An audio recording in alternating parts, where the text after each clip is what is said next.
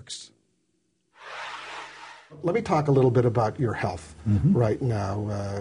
You got some heart issues, as all of our viewers know. Explain what's going on with this battery, if you don't mind. Well, I've had a series of heart attacks, 5 heart attacks, over more than 30 years. I've had my first heart attack when I was 37 years old, back in 1978, my first campaign for Congress.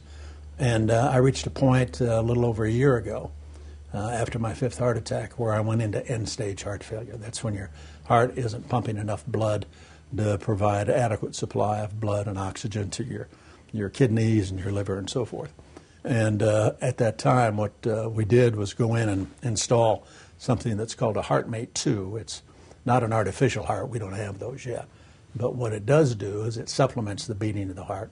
And it's tied into the ventricle, takes blood out of the ventricle, puts it through a pump that's implanted in my chest, a small one.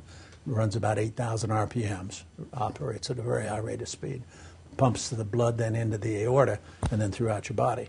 And as a result of that, it's restored normal blood flow to my vital organs. And for the last year plus now, I've been living with this device implanted in my chest. It's battery operated. I wear a vest all the time. And so which is the battery? Is that part? That's the battery? Well, I got 2 batteries here. Here's one. I've got another one just like this. This comes apart, and it'll bleep in a moment. And that means you better put it back in. That means that you're disconnected.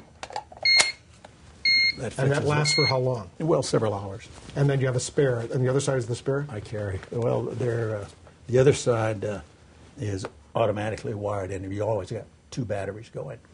And then I carry a bag that's got spares for all of this external equipment in case something happens to it. Can you live many years with that? Or at some point, some have suggested you need a heart transplant? So far, so good. Well, thank God for that. For the concept itself came about as a result of trying to build a transitional device that would take people from who needed a transplant but couldn't get a heart yet, put them on this system and allow them to survive long enough until they could get a heart. Now, I haven't made a decision yet whether or not I want to go for a transplant. What's happened over time is this technology has gotten better and better.